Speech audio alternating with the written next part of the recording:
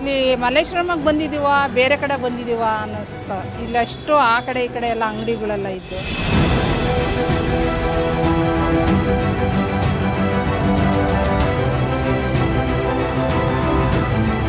ಸಿದ್ದರಾಮಯ್ಯ ಅವರು ಎಷ್ಟೋ ಚೆನ್ನಾಗಿದ್ರು ನಮ್ಮ ಪ್ರಕಾರ. DK ಶಿವಕುಮಾರ್ ಬಂದಮೇಲೆ ಇದೆಲ್ಲ ಪ್ರಾಬ್ಲಮ್ ಕ್ರಿಯೇಟ್ ಮಾಡ್ತಾ ಇದ್ದಾರೆ. ಸಂಪಿಗೆ ರೋಡಿಂದ ಬಂದರು 11th ಕ್ಲಾಸ್ ಅವ್ರಿಗೆ ಹೋದ್ರು. ನಿಮ್ಮ ಮನೆ ದೇವ್ರ ಪೂಜೆ ಸಾಮಾನು ಬೇಕು ಅಂದ್ರೆ ಸಿಗುತ್ತೆ ಇಲ್ಲಿ. ಆಲ್ಮೋಸ್ಟ್ ಮಿಡಲ್ ಕ್ಲಾಸ್ ಅವರು ಸ್ಮಾಲ್ ಬಜೆಟ್ ಬರೋದಂದ್ರೆ ಈ ಮಲ್ಲೇಶ್ವರಂಗೆನೆ. ಇವತ್ತು ಬ್ಯಾಗ್ ತೊಗೊಂಡು ಬಂದರೆ ರೋಡಲ್ಲಿ ಒಂದೂ ಇಲ್ವಲ್ಲ ಬ್ಯಾಗು. ಏನು ಮಾಡೋದು? ದೊಡ್ಡ ಅಂಗಡಿಗಳಲ್ಲಿ ಅಷ್ಟು ದುಡ್ಡು ಕೊಟ್ಟು ತೊಗೊಳಕ್ಕಾಗುತ್ತಾ ಬಡವರೆಲ್ಲ? ಇವಾಗ ಅಂಗಡಿಗೆ ಹೋದರೆ ಹೈಫೈ ಅವರು ಒಂದು ಮೊಳ ಹೂವು ನಮ್ಮ ಹತ್ರ 20 ರೂಪಾಯಿಗೆ ಸಿಕ್ಕಿದ್ರೆ ಅವರು 50 ರೂಪಾಯಿ ಹೇಳ್ತಾರೆ. ದೇಶದಲ್ಲಿ ಇರೋದು ಬಡತನ ತೆಗೀರಿ ಅಂದರೆ ದೇಶದ ಬಡವ್ರನ್ನೆಲ್ಲ ಓಡಿಸ್ತಾ ಇದ್ದಾರೆ. ಏನು ಸರ್ಕಾರ ಮಾಡ್ತಾ ಇದ್ದಾರೆ? ಪ್ರತಿದಿನ ಬೆಳಿಗ್ಗೆಯಿಂದ ರಾತ್ರಿಯ ತನಕ ಕೂಡ ಬೆಂಗಳೂರಿನ ಮಲ್ಲೇಶ್ವರಂನಲ್ಲಿ ವ್ಯಾಪಾರಸ್ಥರು ರಸ್ತೆ ಬದಿಯಲ್ಲಿ ಹಣ್ಣು ತರಕಾರಿ ಮನೆ ಬಳಕೆ ವಸ್ತುಗಳನ್ನು ವ್ಯಾಪಾರ ಮಾಡ್ತಿದ್ದರು. ಆದರೆ ಇದೀಗ ಸಚಿವ ಕೃಷ್ಣ ಬೈರೇಗೌಡವರ ಒಂದು ಆದೇಶದ ಮೇರೆಗೆ ಅಭಿವೃದ್ಧಿ ಹೆಸರಿನಲ್ಲಿ ಬೀದಿ ಬದಿ ವ್ಯಾಪಾರ ಮಾಡುತ್ತಿರುವಂತಹ ಬೀದಿ ಬದಿ ವ್ಯಾಪಾರಸ್ಥರನ್ನು ತೆರವುಗೊಳಿಸಿ ಲಭಿಸಿರುವಂಥದ್ದು. ಈ ಒಂದು ಹಿನ್ನೆಲೆಯಲ್ಲಿ ಬೆಂಗಳೂರಿನ ಮಲ್ಲೇಶ್ವರಂನಲ್ಲಿ ನಾವು ಇವತ್ತು ಬಂದಿದ್ದೇವೆ. ಸುಮಾರು ವರ್ಷಗಳಿಂದ ಇಲ್ಲಿ ಬಂದು ವ್ಯಾಪಾರ ಮಾಡುತ್ತಿರುವಂತಹ ವರ್ತಕರು ಏನು ಹೇಳ್ತಾರೆ ಬನ್ನಿ ಅವರಿಂದ ಕೇಳಿ ತಿಳಿಯೋಣ. ವ್ಯಾಪಾರ ಮಾಡೋದಕ್ಕೆ ಬಿಡ್ತಾ ಇಲ್ಲ, ಎಲ್ಲಿ ಕೂತ್ಕೊಳ್ಳೋಕ್ಕೂ ಜಾಗ ಬಿಡ್ತಾ ಇಲ್ಲ. ನಾವೆಲ್ಲಿ ಹೋಗೋಣ? ಇವಾಗ ಫುಟ್ಪಾತ್ ಮೇಲೆ ಮರದಡಿ ಕೂತ್ಕೊಂಡ್ರೆ ಮರದಲ್ಲಿ ಯಾರು ನುಗ್ಗಿ ಹೋಗ್ತಾರಾ? ಇಲ್ಲ ತಾನೆ. ಆ ಮರದಲ್ಲಿ ಕೂತಿದ್ರೆ ಅಲ್ಲೂ ಎಬ್ಸ್ಬಿಟ್ರು. ಇನ್ನೆಲ್ಲಿ ಹೋಗೋಣ? ನೋಡಿ ಹಿಂಗೆ ಎತ್ಕೊಂಡು ಹಿಂಗೆ ಓಡಾಡಬೇಕು. ನಾವು ಎಲ್ಲಿ ಓಡಿಸಿದ್ರೆ ಅಲ್ಲಿ ಓಡಬೇಕು. ಹೆಂಗೆ ಬದುಕೋದು ಹೆಂಗೆ ಅಂತ ಹೇಳಿ. ಇಲ್ಲ ನಾವೇನು ಮೃಷ್ಟಾನ್ನ ತಿಂತಾಯಿದ್ದೀವ, ಒಂದಿಷ್ಟು ಗಂಜಿ ಕುಡಿತೀವಿ, ಅದಕ್ಕೂ ಗತಿ ಇಲ್ಲ ಅಂತಂದರೆ ಹೆಂಗೆ ಬದುಕೋದು ಹೇಳಿ ನೀವೇ? ಅದೇ ಹೇಳ್ತಾ ಇರೋದು. ಗಂಜಿ ಕುಡಿಯೋಕ್ಕೂ ಗತಿ ಇಲ್ಲ ಅಂದಮೇಲೆ ಈಗ ಈ ವಯಸ್ಸಲ್ಲೂ ನಾವು ದುಡಿದು ತಿನ್ನಬೇಕು ಅಂದರೆ ಆವಾಗ ನಮ್ಮ ಪರಿಸ್ಥಿತಿ ಹೆಂಗಿರುತ್ತೆ ಅಂತ ನೀವೇ ಯೋಚನೆ ಮಾಡಬೇಕು. ಅವರು ಇಲ್ಲಿ ಬರೋ ವ್ಯಾಪಾರ ಮಾಡಕ್ಕೆ ಬರ್ತಾರಲ್ಲ ಜನ ಕಸ್ಟಮರ್ಸ್ ಎಲ್ಲ. ಹೌದು, ಅವರು ಮಿಡಲ್ ಕ್ಲಾಸ್ ಇರ್ತಾರೆ, ಹೈಫೈ ಇರ್ತಾರೆ. ಹೈಫೈನವರು ಬರ್ತಾರೆ, ಮಿಡಲ್ ಅವರು ಇರ್ತಾರೆ. ಬಂದು ನಾನು ಹುಡ್ಕೊಂಡು ಬರ್ತಾರೆ ನಮ್ಮ ಹತ್ರ ಸರಕು ಚೆನ್ನಾಗಿದೆ ಅಂತ. ಇವಾಗ ನನ್ನ ಅಲ್ಲಿ ಕೂತಿರೋವಾಗ ಎಷ್ಟು ಜನ ಬಂದು ಹುಡುಕಿ ಹೋಗಿದ್ದಾರೆ ಇವತ್ತು ಗೊತ್ತಿಲ್ಲ. ಅಲ್ಲಿ ಕೂತಿದ್ರೆ ಅಲ್ಲಿ ಬಂದು ತೊಗೊಂಡೋದ್ರು. ಯಾಕಮ್ಮ ಇಲ್ಲಿ ಕೂತಿದ್ಯಾ ಅಂತ. ಏನು ಮಾಡೋದು? ಓಡಿಸ್ತಾರಪ್ಪ. ನಾವು ಬಂದು ಇಲ್ಲಿ ಎಲ್ಲಂದರೆ ಅಲ್ಲಿ ಕೂತ್ಕೋಬೇಕು. ಏನು ಮಾಡೋದು? ಗತಿ ಇಲ್ಲ ಅಂತ ಹೇಳಿದ್ವಿ. ಮಾಲ್ ಎಲ್ಲಿ ಚೆನ್ನಾಗಿರುತ್ತೋ ಅಲ್ಲಿ ಬರ್ತಾರೆ. ಫುಟ್ಪಾತ್ ಮೇಲೆ ಮಾಲ್ ಚೆನ್ನಾಗಿರುತ್ತೆ, ಅದರಿಂದ ಫುಟ್ಪಾತ್ ಮೇಲೆ ಎಲ್ಲ ಬರ್ತಾರೆ. ಎಲ್ಲ ಚೀಪಾಗೂ ಸಿಗುತ್ತೆ, ಚೆನ್ನಾಗೂ ಇರುತ್ತೆ, ಕ್ವಾಲಿಟಿ ಚೆನ್ನಾಗಿರುತ್ತೆ, ಅದರಿಂದ ಬರ್ತಾರೆ. ಇವಾಗ ಅಂಗಡಿಗೆ ಹೋದರೆ ಹೈಫೈ ಅವರು ಒಂದು ಮೊಳ ಹೂವು ನಮ್ಮ ಹತ್ರ 20 ರೂಪಾಯಿಗೆ ಸಿಕ್ಕಿದ್ರೆ ಅವರು 50 ರೂಪಾಯಿ ಹೇಳ್ತಾರೆ. ಒಂದು ಬನಿಯನ್ ಬೇಕು ಅಂದರೆ ಇವಾಗ ಏನಾದರೂ ಬೇಕು ಅಂತಂದರೆ ಅದನ್ನು 20 ರೂಪಾಯಿ ಇದ್ದರೆ 50 ರೂಪಾಯಿ ಹೇಳ್ತಾರೆ. ಶಾಪ್ ಬಾಡಿಗೆ ಕಟ್ಟಬೇಕು ಅವರು. ಹೌದಾ? ಅದರಿಂದ ಅವರೂ ಮೇಲೆ ಹೋಗ್ತಾರೆ. ನಾವು ಏನೋ ಸಾಧಾರಣ ಮಿಡ್ಲಲ್ಲಿ ಹೋಗ್ತಾ ಇರ್ತೀವಿ. ಎಷ್ಟಿದೆ ಅಜ್ಜಿ ಬಾಡಿಗೆ ಎಲ್ಲ ಇಲ್ಲೆಲ್ಲ? ಎಲ್ಲಿ ಇಲ್ಲಿ ಬಾಡಿಗೆಗಳೆಲ್ಲ ಅಂಗಡಿ ಬಾಡಿಗೆ ಅಡ್ವಾನ್ಸ್ ಎಲ್ಲ ಎಷ್ಟಿದೆ? ಅದೆಲ್ಲ ನಾವು ಕೇಳೋಕ್ಕೆ ಹೋಗಲ್ಲ, ನಮ್ಗೆ ಗೊತ್ತಿಲ್ಲ. ಅಲ್ಲಲ್ಲ ನಿಮ್ಮ ಕೈಲಿ ಅದನ್ನೆಲ್ಲ ತೊಗೊಳಕ್ಕಾಗಲ್ಲ. ಹಾಂ ಆ ಥರ ಅಂಗಡಿಗಳು ಸಿಗಲ್ವಲ್ಲ. ಇವಾಗ ನೋಡಿ ಮಕ್ಕಳು ಪಾಪ ಬಟ್ಟೆ ಹಾಕ್ಕೊಂಡು ಮಾರ್ತಾ ಇದ್ದಾರೆ, ಅವ್ರಿಗೆ ಅಂಗಡಿ ಸಿಗುತ್ತಾ? ಫುಟ್ಪಾತ್ ಮೇಲೆ ಹಾಕ್ಕೊಂಡು ಮಾರ್ಕೊಳ್ತಾರೆ. ಇದೇ ಬಟ್ಟೆ 100 ರೂಪಾಯಿಗೆ 1000 ರೂಪಾಯಿಗೆ 3 ಜೊತೆ ಕೊಟ್ಟರೆ ಅಂಗಡಿಲಿ 1000 ರೂಪಾಯಿಗೆ 3 ಜೊತೆ ಕೊಡ್ತಾರಾ? ಒಂದು ಜೊತೆ ಕೊಡಲ್ಲ. ಆ ಥರ ಇದೆ.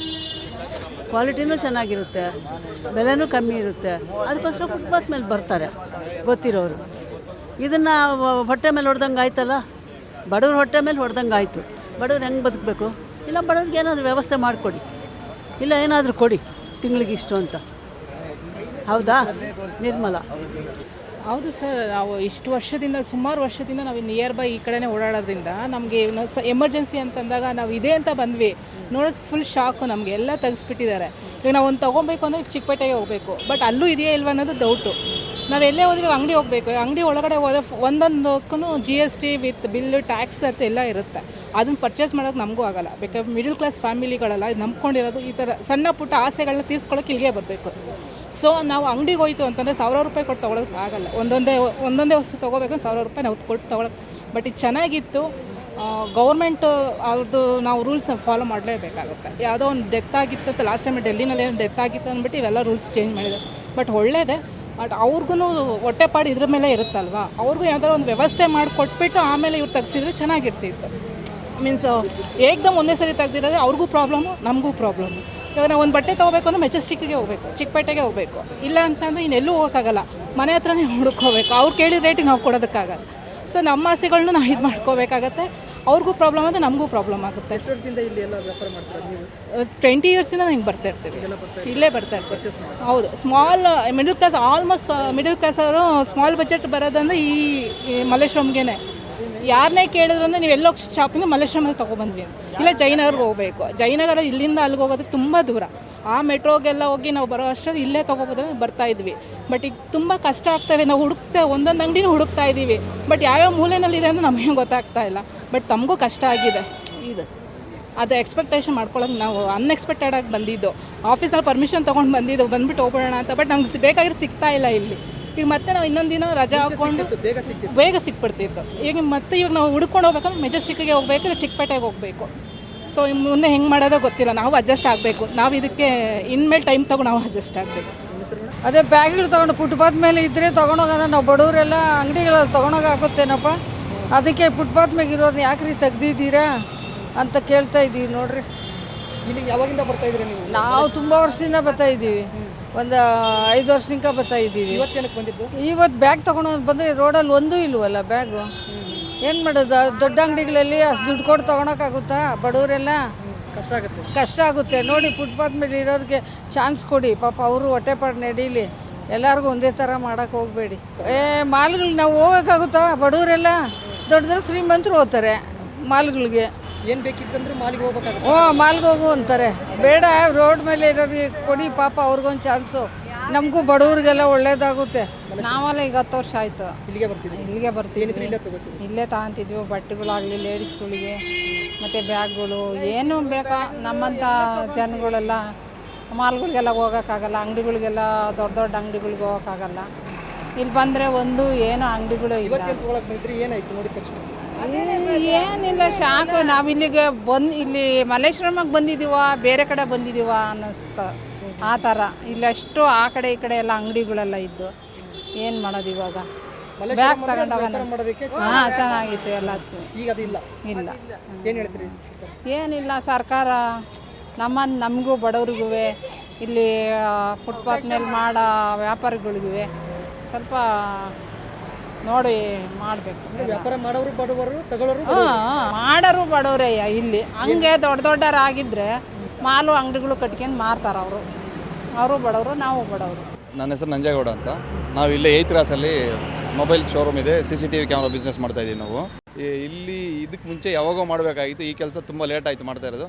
ಕೃಷ್ಣ ಬೈರೇಗೌಡರು ತುಂಬ ಒಳ್ಳೆ ಕೆಲಸ ಮಾಡ್ತಾರೆ. ಎಲ್ಲ ಏರಿಯಾಗಳಲ್ಲೂ ಈ ಥರ ಮಾಡಿದ್ರೆ ಜನ ಓಡಾಡಲಿಕ್ಕೆ ಈಸಿಯಾಗಿರುತ್ತೆ, ತುಂಬ ಚೆನ್ನಾಗಿದೆ. ಮತ್ತೆ ಒಂದಿಷ್ಟು ಜನ ಬಡವರು ಹೇಳ್ತಾರೆ ಇಲ್ಲಿ ನಮಗೆ ಸಮಸ್ಯೆ ಆಗ್ತಿದೆ. ಬಡವರು ಬೇರೆ ಕಡೆ ವ್ಯವಸ್ಥೆ ಕೊಡ್ಬೋದಲ್ವಾ? ಅವರು ಕೊಡ್ತಾ ಇಲ್ವಲ್ಲ? ಕೊಡ್ಬೋದು ಸರ್. ಈಗ ಮೇನ್ ರೋಡ್ ಬಿಟ್ಬಿಟ್ಟು ಸೈಡಲ್ಲಿ ಮಾಡ್ಕೋಬೋದಲ್ವಾ? ಇಲ್ಲಿ ಓಡಾಡಲಿಕ್ಕೆ ಇರೋದ್ರಿಂದ ಹೌದೌದು ಏನು ಅನುಕೂಲ ಮಾಡಿದ್ರೆ ಅವ್ರಿಗೂ ಒಳ್ಳೇದಾಗುತ್ತೆ, ಅಂದ್ರೆ ಬಡವರಿಗೂ ಒಳ್ಳೇದಾಗುತ್ತೆ ಸರ್. ಅವರಿಗೆ ಅಂತ ಒಂದು ಈಗ ಬಿಸ್ನೆಸ್ ಕಾಂಪ್ಲೆಕ್ಸ್ ಅಂತ ಮಾಡ್ತಾ ಇದ್ದಾರೆ ಅಂತ ಕಡೆ ಪರಿಸ್ಥಿತಿ ಅವ್ರ ಹತ್ರ ಇರುತ್ತೆ. ಇದೆ ಅಲ್ಲಿ ಸೈಡಲ್ಲಿ ಅಲ್ಲೇ ಇಟ್ಕೋಬೋದಲ್ಲ? ಅಲ್ಲಿ ಇಲ್ಲ ಸೈಡಿಂದ ಮಾಡ್ಕೋಬೋದು. ದೊಡ್ಡದಾಗಿ ಮಾಡಿದ್ದಾರೆ ಸರ್. ಅದೇ ಕಾಂಪ್ಲೆಕ್ಸ್ ಬಾಡಿಗೆಗಳು ಎಷ್ಟಿದಾವೆ, ಅಡ್ವಾನ್ಸ್ಗಳು ಎಷ್ಟಿದಾವೆ ಸರ್? ಅಲ್ಲಿ ಅಡ್ವಾನ್ಸ್ ಕೊಟ್ಟು ಮಾಡೋವಂಥ ಕೆಪಾಸಿಟಿ ಎಲ್ಲರಿಗಿದೆ. ಬೇರೆಯವ್ರ ಹತ್ರ ಡೈಲಿ ಬಡ್ಡಿಗೆ ತೊಗೊಂಡು ಇಲ್ಲಿ ಬಿಸ್ನೆಸ್ ಮಾಡೋರು ಅಲ್ಲೇ ಮಾಡ್ಕೋಬೋದಲ್ವಾ? ಇಲ್ಲಿ ಮಾಡ್ತಾರೆ ಆ ಥರ ಇದೆ, ಸುಮಾರು ಇದೆ. ಡೈಲಿ ಬಿಸ್ನೆಸ್ ಡೈಲಿ ಬಡ್ಡಿಗೆ ತೊಗೊಂಡು ಮಾಡೋರೆ ಮೇಜರ್ ಇರೋದಿಲ್ಲ. ಏನು ಬಡ್ಡಿ ತೊಗೊಂಡು ಮಾಡ್ತಾರೆ? ಏನು 10% ಡೈಲಿ 10% ಆ ಥರ ತೊಗೊಂಡು ಮಾಡ್ತಾರೆ ಅದೆಲ್ಲನೂ. ಅದ್ರ ಬದಲಾಗಿ ಈಗ ಮೇನ್ ರೋಡ್ ಬಿಟ್ಟು ಸೈಡ್ ಸಂದಿಗಳಲ್ಲಿ ಮಾಡ್ಕೋಬೋದಲ್ಲ?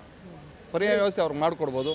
ಇಲ್ಲ ನಿಯರ್ ಬೈ ಯಾವ್ದು ರೋಡ್ ಖಾಲಿ ಇರುತ್ತೆ ಸೈಡ್ ರೋಡ್ಗಳಲ್ಲಿ ಮಾಡ್ಕೊಳ್ಳಿ. ಕೃಷ್ಣ ಬೈರೇಗೌಡರಿಗೆ ಪರ್ಯಾಯ ವ್ಯವಸ್ಥೆ ಮಾಡಿಕೊಡೋದಕ್ಕೆ ಏನು ಒಂದು ಸಲಹೆ ಕೊಡೋದಾದ್ರೆ ಏನು ಕೊಡ್ತೀರಿ ನೀವು? ಇದೇ ಸರ್, ನಾವು ಇಲ್ಲೇ ಇರೋದ್ರಿಂದ ನಮಗೆ ಇದು ಫುಟ್ಪಾತಲ್ಲಿ ಓಡಾಡ್ಲಿಕ್ಕಂತೂ ತೊಂದರೆ ಆಗ್ತಾಯಿದ್ದು ನಿಜಾನೇ. ಎಲ್ಲ ನಮಗೆ ಅಂತಲ್ಲ, ಪ್ರತಿಯೊಬ್ಬರಿಗೂ ತೊಂದರೆ ಆಗ್ತಾಯಿತ್ತು. ಈಗ ಈಸಿ ಇದೆ ಓಡಾಡಲಿಕ್ಕೆ, ತುಂಬ ಚೆನ್ನಾಗಿದೆ. ಇದೆ ಅದ್ರ ಬದಲಾಗಿ ಬೇರೆ ಕಡೆ ಎಲ್ಲಾದ್ರೂ ವ್ಯವಸ್ಥೆ ಮಾಡ್ಕೊಳ್ಳಿ. ಎಲ್ಲರೂ ಅವರು ಪಾಪ ಬದುಕಬೇಕು ಸರ್. ನಮಗೆ ಅಂತ ಅವರು BBMP ಅವ್ರಿಗೆ ಗೊತ್ತಿರುತ್ತೆ, ಅವರು ಎಲ್ಲಾದ್ರೂ ವ್ಯವಸ್ಥೆ ಮಾಡಿಕೊಡ್ಬೋದು. ಯಾಕೆಂದರೆ ಇವಾಗ ಜನ ಎಲ್ಲ ಬರೋದು ಇಲ್ಲಿ ಮೇನ್ ರೋಡ್ಗೆ ಬರಬೇಕು, ಇಲ್ಲೇ ಬರ್ತಾರೆ ಜನ ಅಂತಂದ್ರೆ ಆಗಲ್ಲ. ಒಂದು ಕಡೆ ಎಲ್ಲಾದರೂ ಮಾಡಿದರೆ ಯಾವಾಗೂ ಅಲ್ಲೇ ಬರ್ತಾ ಇರ್ತಾರೆ ಅಲ್ವಾ? ಒಂದು ಕಡೆ ಮಾಡಿಟ್ರೆ ಪರ್ಮನೆಂಟಾಗಿ ಎಲ್ಲ ಜನ ಅಲ್ಲೇ ಬರ್ತಾ ಇರ್ತಾರೆ. ನಾನು 2000 ಇದ್ದೀನಿ ಇಲ್ಲಿ, 26 ಇಯರ್ ರನ್ನಿಂಗ್ ಇದ್ದೀನಿ. ಹಂಗಾಗಿದೆ. ಬಟ್ ಈಗ ಮೇನ್ ಅಂಗಡಿಯವರಿಗೆ ತುಂಬ ತೊಂದರೆ ಆಗುತ್ತೆ ಇದು ಫುಟ್ಪಾತ್ ಇರೋದ್ರಿಂದ. ಅದು ಕಷ್ಟನೇ ಅವ್ರಿಗೆ. ಜನ ಒಳಗಡೆ ಬರೋದು ಹೋಗೋದಕ್ಕೆ ಕಷ್ಟ ಆಗುತ್ತೆ ಅವ್ರಿಗೂ. ಅದು ಪ್ರಾಬ್ಲಮ್ ಅಲ್ವಾ ಸರ್? ಮಾಡಿದ್ರೆ ಏನು ಸಮಸ್ಯೆ ಇಲ್ಲ ಸರ್, ಯಾರಿಗೂ ತೊಂದರೆ ಕೊಡಲ್ಲ. ಬೀದಿ ವ್ಯಾಪಾರಿಗಳು ಅವ್ರ ಪಡೆಗೆ ಅವ್ರು ವ್ಯಾಪಾರ ಮಾಡ್ಕೊಂಡು ಹೋಗ್ತಾ ಇರ್ತಾರೆ. ಇವರು ಸರ್ಕಾರದವರು ಅವ್ರು ಏನಕ್ಕೆ ಮಾಡ್ತಾರೆ ಅಂದರೆ ಅವ್ರು ದೊಡ್ಡ ದೊಡ್ಡ ಮಾಲ್ಗಳನ್ನ ಖರೀದಿ ಮಾಡಿಬಿಟ್ಟಿದ್ದಾರೆ. ಅವ್ರಿಗೆ ರೆಂಟ್ಗಳು ಜಾಸ್ತಿ ಬರಲಿ ಅಂತ ಹೇಳ್ಬಿಟ್ಟು ಫುಟ್ಪಾತ್ಗಳೆಲ್ಲ ತೆಗೆದ್ರೆ ಎಲ್ಲರೂ ಡೈವರ್ಟ್ ಆಗ್ತಾರೆ. ಅಲ್ಲಿ ಇಲ್ಲ 500 ರೂಪಾಯಿಗೆ ಸಿಗೋದು ಅಲ್ಲಿ 1000 ರೂಪಾಯಿಗೆ ಮಾರ್ತಾರೆ.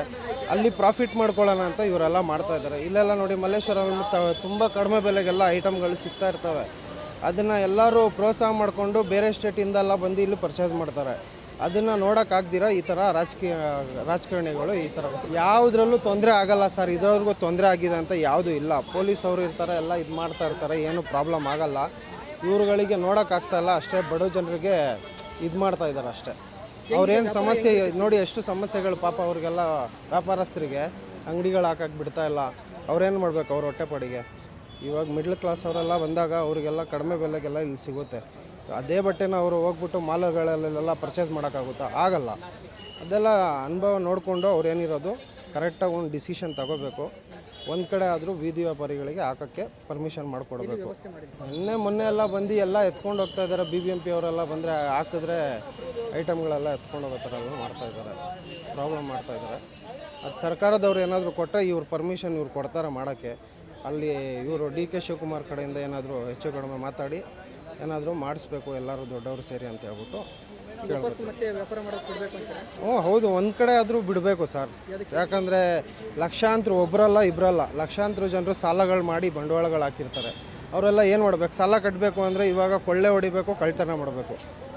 ಇವಾಗ ಕ್ರೈಮ್ಗೆ ಬೆಳೆಸ್ತಾರೆ ಸರ್ಕಾರ ಥರನೇ ಕಾಣಿಸ್ತಾ ಇದೆ ನಮಗೆ. ಕಡಿಮೆ ಬಜೆಟಲ್ಲಿ ತೊಗೊಳ್ಳೋರ್ಗೂ ಕಷ್ಟ. ಹೌದು, ಇಬ್ರಿಗೂ ಕಷ್ಟನೇ. ಇವಾಗ 1000 ರೂಪಾಯಿ 500 ರೂಪಾಯಿ ದುಡಿಯೋರು ಬಟ್ಟೆಗಳನ್ನು ಬಂದ್ಬಿಟ್ಟು ಇಲ್ಲಿ ತಗೊಂಡು ದುಡ್ಡು ಮಿಗಿಸ್ಕೊಂಡು ಹೋಗ್ತಾರೆ. ಬೇರೆಯವ್ರು ದುಡ್ಡು ಮಿಗಿಸ್ಕೊಂಡು ಹೋಗೋಕ್ಕಾಗುತ್ತೆ? ಇಲ್ಲಿ ಬಂದು ಇವಾಗ ಫುಟ್ಪಾತ್ ಇಲ್ಲ ಅಂದರೆ ಮಾಲ್ಗಳಿಗೇ ಹೋಗಬೇಕು, ಅಂಗಡಿಗಳಿಗೇ ಹೋಗಬೇಕು. ದೇಶದಲ್ಲಿರೋದು ಬಡತನ ತೆಗೀರಿ ಅಂದರೆ ದೇಶದ ಬಡವ್ರನ್ನೆಲ್ಲ ಓಡಿಸ್ತಾ ಇದ್ದಾರೆ ಇವರು. ಏನು ಸರ್ಕಾರ ಮಾಡ್ತಾ ಇದ್ದಾರೆ? ಸಿದ್ದರಾಮಯ್ಯ ಅವರು ಎಷ್ಟೋ ಚೆನ್ನಾಗಿದ್ರು ನಮ್ಮ ಪ್ರಕಾರ. DK ಶಿವಕುಮಾರ್ ಬಂದಮೇಲೆ ಇದೆಲ್ಲ ಪ್ರಾಬ್ಲಮ್ ಕ್ರಿಯೇಟ್ ಮಾಡ್ತಾ ಇದ್ದಾರೆ. ಅವರು ಏನಿರೋದು ಕಾಳಜಿ ತೋರಿಸ್ಬೇಕು ಬಡವ್ರ ಮೇಲೆ. ದಯವಿಟ್ಟು ಅವ್ರವ್ರ ಪಾಡಿಗೆ ಅವ್ರವ್ರ ವ್ಯಾಪಾರ ಮಾಡ್ಕೊಂಡು ಹೋಗೋ ಥರ ಏನಾದರೂ ಅನುಕೂಲ ಮಾಡಿಕೊಡ್ಬೇಕಷ್ಟೆ. ಅಣ್ಣ, ಇಲ್ಲಿ ಮಲ್ಲೇಶ್ವರಂ ಬರೋರು ಎಲ್ಲ ಟೋಟಲ್ ಹೈಫೈನೇ ಬರೋಲ್ಲ. ಮಿಡಲ್ ಕ್ಲಾಸು ಬರ್ತಾರೆ, ಕೂಲಿ ಮಾಡೋರು ಬರ್ತಾರೆ, ಎಲ್ಲರೂ ಬರ್ತಾರೆ. ಹಂಗಂತ ಈಗ ಕೃಷ್ಣ ಬೈರೇಗೌಡ ಏನು ಹೇಳ್ತಾರೆ, 300 ಜನ ಸಾವಪ್ಪಿದ್ದಾರೆ ಅಂತ ಸುಪ್ರೀಂ ಕೋರ್ಟಲ್ಲಿ ಆರ್ಡ್ರ್ ಆಗಿದೆ ಅಂತ. ಸುಪ್ರೀಂ ಕೋರ್ಟಲ್ಲಿ ಆರ್ಡ್ರ್ ಏನು ಮಾಡಿದ್ದಾರೆ, ಫುಟ್ಪಾತ್ ಮತ್ತು ಪೂರ್ತಿ ತೆರವುಗೊಳಿಸಿ ಅಂತ ಹೇಳಿಲ್ಲ. ಎಲ್ಲೆಲ್ಲಿ ಜನಜಂಗುಳಿ ಇರುತ್ತೆ ಪಾದಚಾರಿಗಳಿಗೆ ಜಾಗ ಮಾಡಿ ಅಂತ ಹೇಳಿದ್ದಾರೆ. ಅವ್ರನ್ನ ಪೂರ್ತಿನೇ ಬಿಟ್ಬಿಡಿ ಅಂತ ಅವ್ರು ಹೇಳಿಲ್ಲ. ಇವಾಗ ಮಲ್ಲೇಶ್ವರಮಲ್ಲಿ 16 ಅಡಿ 10 ಅಡಿ ಜಾಗ ಇದೆ. ಈಗ ಪಬ್ಲಿಕ್ಕಿಗೆ ಗೌರ್ಮೆಂಟ್ ರೂಲ್ಸ್ ಪ್ರಕಾರ 8 ಅಡಿ ಇದೆ. ಅದರಲ್ಲಿ ನಮಗೆ 2 ಅಡಿ ಕೊಟ್ಟರು ಕೂಡ ನಾವು ಆರಾಮಾಗಿ ವ್ಯಾಪಾರ ಮಾಡ್ತೀವಿ. ಪ್ಲಸ್ ಇನ್ನೊಂದು ಜಾಗನೂ ಅವ್ರಿಗೆ ಆಗುತ್ತೆ, ತೊಂದರೆ ಯಾವುದೂ ಇಲ್ಲ. ಇಲ್ಲಿ ಮೇನ್ ಪ್ರಾಬ್ಲಮ್ ಬರ್ತಾ ಇರೋದು ಏನಂತ ಅಂದರೆ, ಏನು ಗ್ರೇಟರ್ ಬೆಂಗಳೂರು ಮಾಡಬೇಕು ಅಂತಂದರೆ ಅದರಿಂದ ಪ್ರಾಬ್ಲಮ್ ಬರ್ತಾ ಇದೆ ಹೊರತು ಇವಾಗ 300 ಜನ ಸತ್ತೋಗ್ಬಿಟ್ಟಿದ್ದಾರೆ ಅಂತ ಅದಕ್ಕೆ ಪ್ರೂಫ್. ಈಗ ಆಕ್ಸಿಡೆಂಟ್ಗಳಾಗುತ್ತೆ ಈಗ ರೋಡಲ್ಲಿ. ಈಗ ವರ್ಷಕ್ಕೆ ಈಗ ಗೌರ್ಮೆಂಟ್ ಪ್ರಕಾರನೇ ಅವ್ರಿಗೆ ಒಂದು ಸ್ಟೇಟ್ಮೆಂಟ್ ಬಿಡ್ತಾರೆ, ವರ್ಷಕ್ಕೆ 1600 ಜನ ಸತ್ತಿದ್ದಾರೆ, 1700 ಜನ ಸತ್ತಿದ್ದಾರೆ. ಈಗ ಲೆಕ್ಕ ನೋಡಿದ್ರೆ ಫುಟ್ಪಾತ್ ವ್ಯಾಪಾರಿಗಳಿಗೆ 300 ಜನ ಸತ್ತಿದ್ದಾರೆ ಅಂತ ಕೊಟ್ಟು ಆ ಲೆಕ್ಕ ಈಗ ಲೆಕ್ಕ ತೊಗೊಂಡ್ರೆ ಈಗ ಟ್ರಾಫಿಕಲ್ಲಿ ಎಷ್ಟು ಜನ ಸಾಯ್ತಾರೆ? ಟ್ರಾಫಿಕಲ್ಲಿ ಎಲ್ಲ ಕರೆಕ್ಟಾಗಿ ಇದೆಯಾ? ಟ್ರಾಫಿಕ್ ರೂಲ್ಸ್ ಎಲ್ಲ ಪರ್ಫೆಕ್ಟಾಗಿ ಇದೆಯಾ?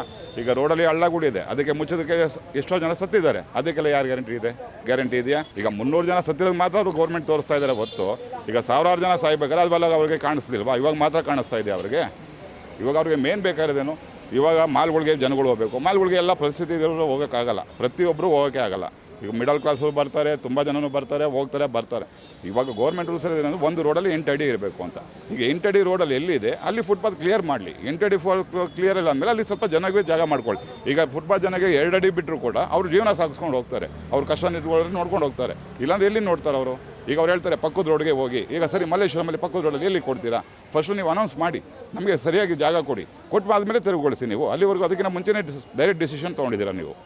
ಈಗ ನಮ್ಮ ಕಮಿಟ್ಮೆಂಟ್ಗಳಿರುತ್ತೆ, ಮಕ್ಕಳು ಕಾಲೇಜ್ಗಳಿಗೆ ಹೋಗಬೇಕು, ಸ್ಕೂಲ್ಗಳಿಗೆ ಹೋಗಬೇಕು, ಮನೆ ಬಾಡಿಗೆಗಳು ಕಟ್ಟಬೇಕು. ಇಲ್ಲಿಂದ ಕಟ್ತೀರಾ? ಗೌರ್ಮೆಂಟ್ ಕಟ್ತೀರಾ? ನೀವು ಬಂದು ಕೊಡ್ತೀರಾ? ಗೌರ್ಮೆಂಟ್ ಕೊಡ್ತೀರಾ ನೀವು? ಸರಿ, ನಮ್ಮ ಮನೆಗಳಲ್ಲಿ ಇದ್ಬಿಡ್ತೀವಿ, ಎಲ್ಲ ನನ್ನ ಮನೆಯದೆಲ್ಲ ನೀವೇ ನೋಡ್ಬಿಡಿ. ಹಂಗಾರೆ ಈಗ ನೀವು ಬಡವರನ್ನ ನೀವು ಕ್ಲೀನ್ ಮಾಡಬೇಕಾಗಿ ಏನು ಹೇಳ್ತಾರೆ, ಬಡವ್ರನ್ನ ಭಾರತ ದೇಶದಲ್ಲಿ ಬಡವ್ರನ್ನ ಉದ್ಧಾರ ಮಾಡಬೇಕು ಅಂತ ಇಲ್ಲಿ ಬಡವ್ರನ್ನೇ ಹಾಳು ಮಾಡ್ತಾ ಇದ್ದಾರೆ. ಫಸ್ಟ್ ಆಫ್ ಆಲ್ ಇಲ್ಲಿ ಶ್ರೀಮಂತರು ಇನ್ನೂ ಶ್ರೀಮಂತ ಆಗ್ತಾ ಇದ್ದಾನೆ ಹೊರತು ಬಡವ ಇನ್ನೂ ಕೆಳಗಡೆ ಬಡವ ಆಗ್ತಾ ಇದ್ದಾನೆ ಹೊರತು ಬಡವರಂತೂ ಉದ್ಧಾರ ಆಗೋಕ್ಕಂತೂ ಬಿಡ್ತಾ ಇಲ್ಲ ಗೌರ್ಮೆಂಟು.